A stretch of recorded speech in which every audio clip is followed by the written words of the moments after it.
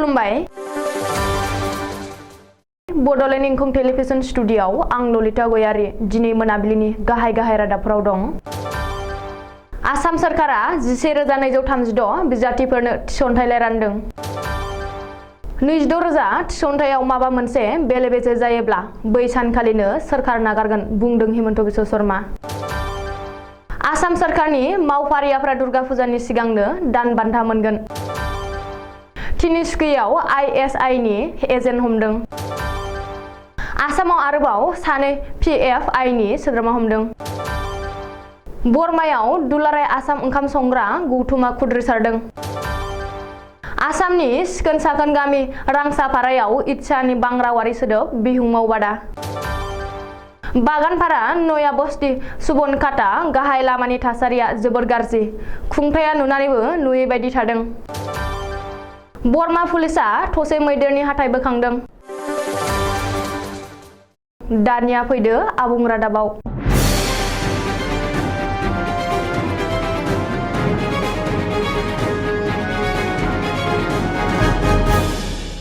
गिबि मन्थ्रि डक्टर हिमन्त बिश्व शर्मानि दैदेननायाव 1 लाख साख्रिनि रादाय होनाया आरोबाव आगानसे दावगाबाय। हिमन्त बिश्व शर्मा दैदेननाय आसाम सरकारा दिनै आरोबाव 11,236 मासियाव थिसनथाइ होदों। गुवाहाटी खानापारा पेटेनारि गेलेग्रा फोथाराव खुंनाय मेहेरगोनां हाबाफारियाव आसाम सरकारा गुबुन मोन 24 बिफानाव आरोबाव सा 11,236 लाइमोनफोरनो साख्रिनि थिसनथाइलाइ राननानै होदों। बे गेदेरथार थिसनथाइलाइ राननाय हाबाफारिखौ गिबि मन्थ्रि डक्टर हिमन्त बिश्व शर्माया अफिसियेल बेखेवनानै होयो।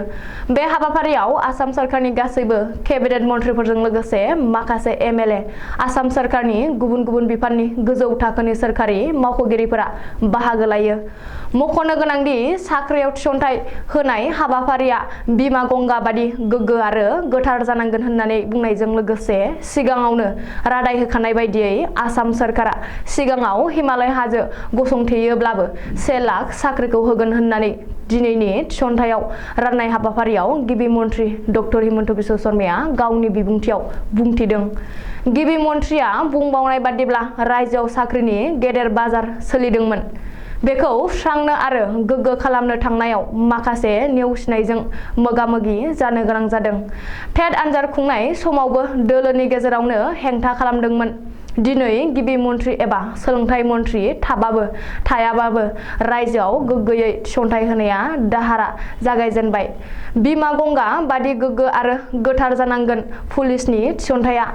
थांनाय मोननै खोन्दोनि थिसनथाइयाबो गोग्गो आरो गोथार जादोंमोन। बेखौ आरो रावबो दागो फोनांनो हाया। APSC नि साख्रिनि थाखाय रांनि लेनदेन सोलिनाय नङा होननानैबो गिबि मन्थ्रिया गावनि बिबुंथियाव बुंदों।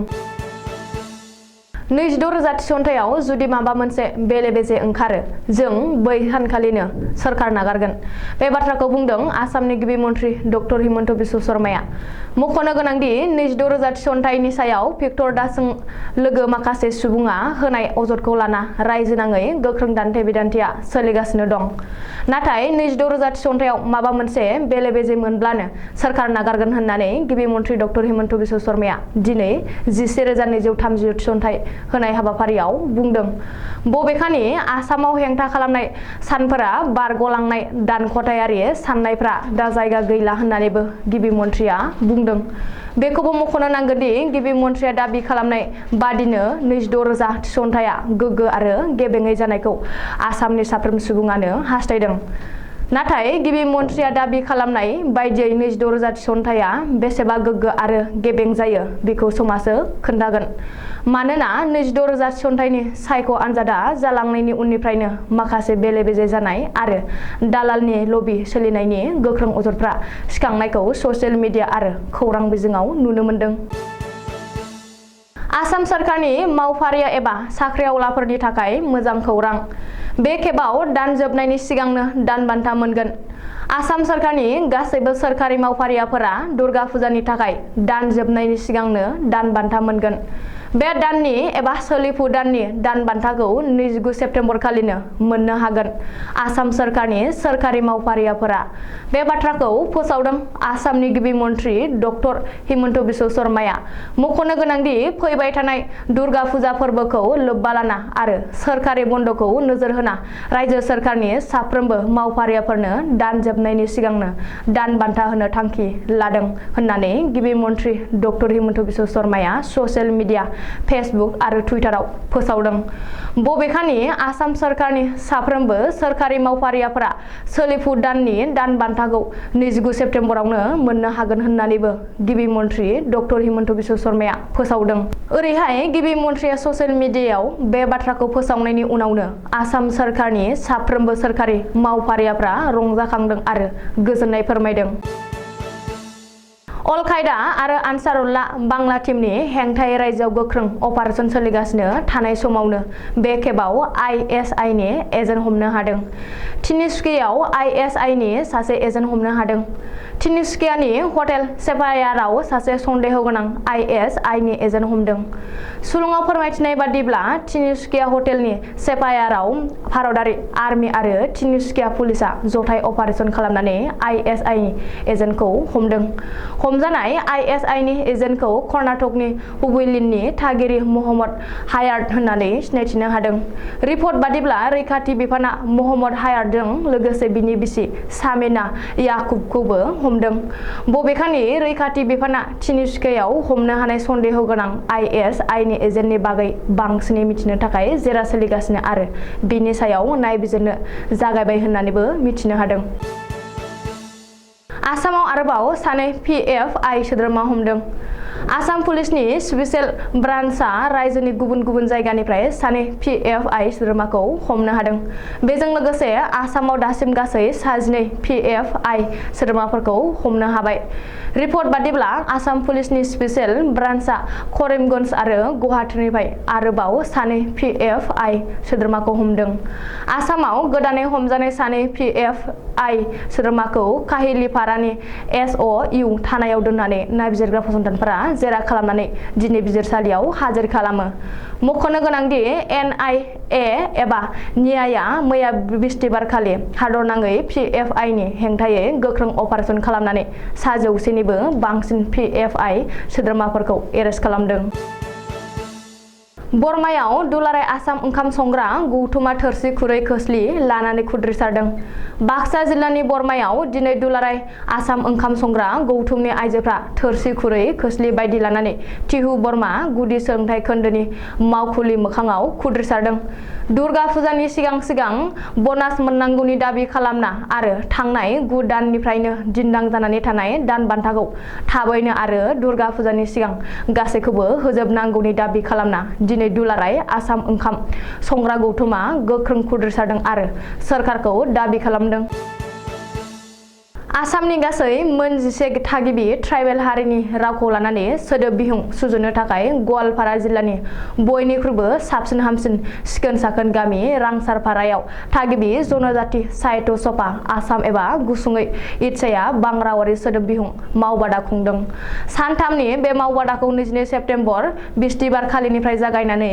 24 सेप्तेम्बरसिम गासै मोनब्रै सेसनाव मावफुंनो हाबाफारि लादों राभा बर' गार' मिसिं तिवा देउरि कार्बि आरो डिमासा रावनि अनगायैबो इंराजि हिन्दी आरो असमिया रावनि बांरावारि सोदोब बिहुं मावबादाखौ बिस्तिबारखालि जागायजेनो सेथि साननि बे हाबाफारियाव गार' रावनि आगोमा सुबुं रामके उब्लिउ ममिन बिबुंगोरा हावार्ड डेसेनिसन मम आरो सामसन के सांमामोननि मुसुखा एबा सावगारियाव बिबार बावजेननाय जायो बेनि उनाव फुंनि 11 रिंगायाव थागिबि जनजाति साहित्य सभा आसामनि आफादगिरि गोविन्द थाइट आरो गार' साहित्य सभानि थुनलाइयारि नेहाथारि डक्टर थारसुस के सांमामोननि जथायै मासि दैदेननायाव मावबादानि हाबाफारिखौ बेखेवनानै होयो बेखेवनाय बे हाबाफारियाव थागिबि जनजाति साहित्य सभानि एबा इटसानि आफादगिरि गोविन्द साइटआ मोनफ्रोमबो ट्राइबेल हारिनि बिमा रावखौनो सोलोंथाइ बिथिङाव बिजों महरै बाहायनांगौ हमथानांगौ आरो संरैखा खालामनांगौ आरो लोगोसे इटसाया जोनोम जाजेननायनिफ्रायनो बुंबोगासिनो दं होननानै फोरमायो बे बांरावारि सोदोब बिहुं मावबादाजों सोदोब बिहुं सुजुनानै आसामनि मोनफ्रोमबो गोग्लैसोनाय ट्राइबेल हारिनि रावफोरखौ फोथांनानै लाखिनो थाखाय इटसाया नाजादों होननानै फोरमायबावदों आफादगिरि गबिन्द थाइदा। मानो होनोब्ला आथिखालाव मोनसे हारिनि रावा गोमालाङोब्ला बै हारिनि हारिमुआबो गोमालांफायो। बेखायनो जों बयबो गावबा गावनि रावफोरखौ रैखाथि होनो थाखाय जयैनो खामानि मावलांगोन होननानैबो बुंबावदों। बे बेखेवजानाय हाबाफारियाव रांसाफारारिनो जायगानि हारिमु आफादनि देंखो रोजाबनायजों जागायजेनहोदोंमोन। राभा हासंनिनो GM अशोक राभाया CM टंकेश्वर राभानि जानानै मेलखौ बेखेवनानै होग्रोदोंमोन। बे हाबाफारियाव इटसानि गाहाय नेहाथारि कमलाकान्त मुसाहारि आरो गोबां रावनि राव थुनलाइगिरिफ्रा बाहागो लादोंमोन। 24 सेप्तेम्बर सनिबार खालि बे सोदोब बिहुं मावबादानि आगानखौ गाखोमोरनाय जाहैगोन। बाक्सा जिल्लानि सिङाव थानाय 25 नं बागानपारा BTC बियाब आरो 62 नं बरमा LAC बियाबनि थमथमा बागानपारा नयाबस्ति सुबनकाटा थांलाय फैलाय गाहाय लामानि गाज्रि थासारिया थांनाय गोबां बोसोरनिफ्रायनो हान्थियारि रायजो राजाफ्रा गोबां खस्थ' आरो दुखुजों मोगा-मोगि जाबोनांनायखौ नुनो मोनदों। नाथाय बिफानारि खुंथाय एबा गोहोआव थानाय सोरखारा नुनानैबो नुयै बायदि नायख्लेंनानै थानाय बायदिसो मोनदांदों जायगानि हान्थियारि रायजो राजाफोरा। जायगानि गोबाङानो खौरांगिरिनो मिथिहोनाय बादिब्ला गुबैयै फालांगिरिफोर, फरायसाफोर, बेरामि सुबुंफोर आरो हरखाब जाब्रबथाय जाथायाव गोग्लैनाय सुबुंफ्रा गोबां जेंनानि मोगा-मोगि जानांनायखौ फोरमायदों। आथिखालाव रायजोनि मोनसेल' लुबैनाय आरो सोरखारनिसिम खावलायनाय बे गाहाय लामाखौ थाबैनो फाहामनानै एबा लुफुंनानै होनानै बयनिबो सुबुंनि दावबायनायनि राहा खालामो बेखौ हास्थायदों। बाक्सा जिल्लानि बरमा थानानि पुलिसा सिग्रोमनानै मैदेरनि हाथाइजों लोगोसे 3 सुबुंखौ हमदों। बाक्सा जिल्ला बरमा थानानि पुलिसा सिग्रोमनानै खमैबो 1 फुट गोलाव मैदेरनि हाथाइ बोखांनो हादों। बरमानि कासियली रेस्टुरेन्टनिफ्राय बरमा थानानि पुलिसा सोरसुलुंनिफ्राय सिग्रोमनानै 3 सुबुंजों लोगोसे मैदेरनि हाथाइखौ बोखांनो हायो। पुलिसा बे फालांगिजों सोमोन्दो थानाय 3 दायनिगिरि फारियै सिन्टु बर', दिजेन बर', बनमालि सरगियारिमोनखौ खानो हायो। बरमा थानानि आइसि दिथुमनि गस्वामीनि दैदेननायाव बे सिग्रोमनाया जादोंमोन होननानै खौरांगिरिनि मिथिहोदों। दिनै मोनाबिलिनि रादाबा एसेनोसै, गोजोन्थों।